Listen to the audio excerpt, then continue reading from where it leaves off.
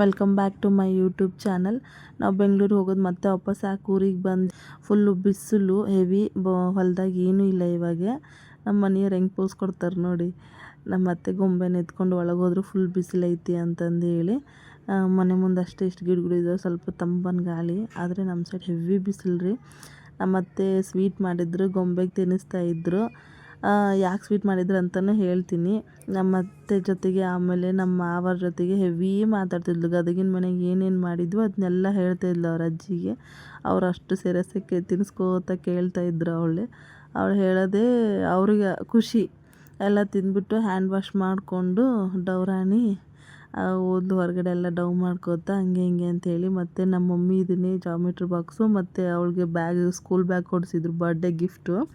ಅದನ್ನು ಅವ್ರ ಅಜ್ಜಿಗೆ ಎಕ್ಸ್ಪ್ಲೇನ್ ಮಾಡ್ತಾಯಿದ್ಲು. ಅಮ್ಮ ಇದು ಎರೇಸರು, ಇದು ಪೆನ್ಸಿಲ್ಲು ಅಂತಂದೇಳಿ ಹೇಳ್ಕೊಟ್ಟಿದ್ದೆ ಅವರು. ಮತ್ತು ಅವ್ರಿಗೆ ವಾಪಸ್ ಎಕ್ಸ್ಪ್ಲೇನ್ ಮಾಡ್ತಾಯಿದ್ಲು. ಅದೇನು ಅವ್ರ ಅಜ್ಜ ಅವರು ಏನು ದೊಡ್ಡ ಹೇಳ್ತಾಳೆ ಅನ್ನಂಗೆ ಅವ್ರು ಫುಲ್ಲು ಖುಷಿಯಿಂದ ಕೇಳ್ತಾಯಿದ್ರು. ಅವಳು ಏನು ಮಾತಾಡಿದ್ರು ಅವ್ರಿಗೊಂದು ಖುಷಿನೇ. ಅದ್ರಾಗ ಸ್ವಲ್ಪ ಎಲ್ಲ ಕಂಪ್ಲೀಟಾಗಿ ಮಾತಾಡ್ತಾಳೆ ಅವಳು. ಸ್ವಲ್ಪ ತೊದಲ್ತಾಳೆ ಅಷ್ಟು ಬಿಟ್ಟರೆ. ಹಂಗಾಗಿ ಅವಳು ಮಾತು ಕೇಳಿಸ್ಕೊಳಕ್ಕೆ ಅವ್ರಿಗೆ ಖುಷಿ.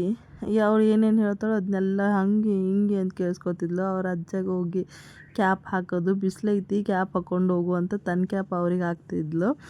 ಅದಕ್ಕೆ ಎಷ್ಟು ಹಿರೇತನ ಮಾಡ್ತಾಳೆ ಅಂಥೇಳಿ ನಮ್ಮ ಅತ್ತೆ ಅವಳಿಗೆ ಹಂಗೆ ಮುದ್ದಾಡೋದೇ ಫುಲ್ ಹೆವಿ ಪ್ರೀತಿ ಅವಳಿಗೆ ಮಾತ್ರ.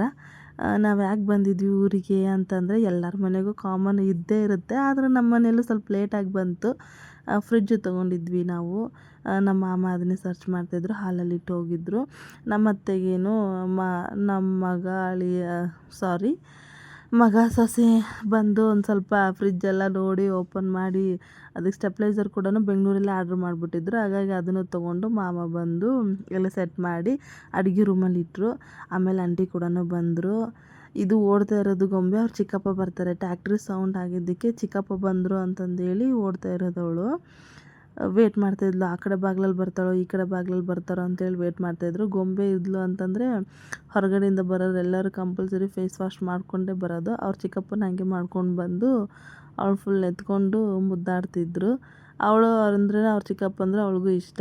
ನಾವು ಯಾರೂ ಲೆಕ್ಕಕ್ಕಿಲ್ಲ, ಅವ್ರ ಚಿಕ್ಕಪ್ಪ ಇದ್ದರೆ ಅಷ್ಟು ಇಷ್ಟಪಡ್ತಾಳೆ ಅವ್ರನ್ನೇ.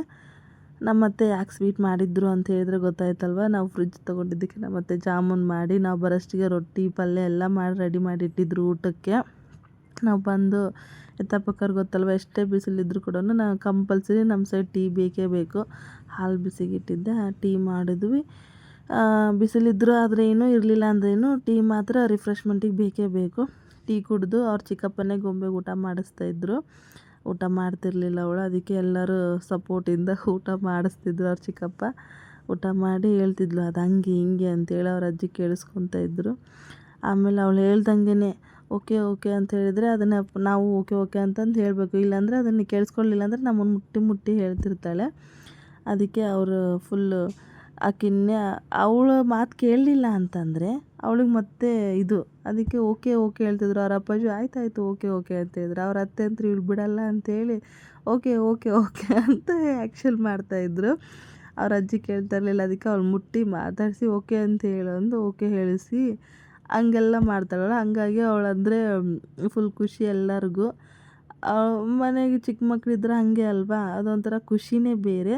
ಇವಳು ಡ್ಯಾನ್ಸು ಎಲ್ಲ ಮಾಡಿ ಆಮೇಲೆ ಅಡುಗೆ ರೂಮಿಗೆ ಶಿಫ್ಟ್ ಮಾಡಿದ್ವಿ ಫ್ರಿಜ್ನೇ. ಏನೋ ಒಂದು ಫ್ಯಾಮಿಲಿ ಮೆಂಬರ್ ಥರ. ನಮ್ಮ ಅತ್ತೆ ಅಂದರು ಫುಲ್ ಅದಕ್ಕೆ ಪೂಜೆ ಮಾಡಿ. ಇವ್ರು 3 ಜನ ನನಗೆ ಸಬ್ಸ್ಕ್ರೈಬ್ ಮಾಡಿ ಶೇರ್ ಮಾಡಿ ಅಂತ ಸಪೋರ್ಟ್ ಮಾಡ್ತಿರ್ತಾರೆ.